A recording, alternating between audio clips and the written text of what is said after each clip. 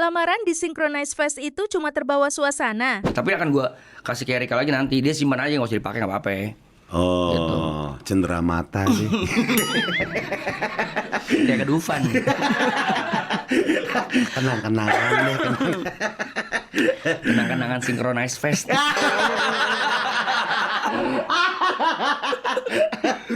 Tapi lu berdua ada obrolan gini sih, gila kita udah sebegininya di depan orang loh, tiba-tiba harus kelar nih. Ada. Kita harus ngapain nih biar kita masing-masing kerjanya juga enak gitu. Ada. Sebenarnya masing-masing sih, bukan dianya, bukan guanya. Tapi ada kata-kata malu, tanda kutip malu ya.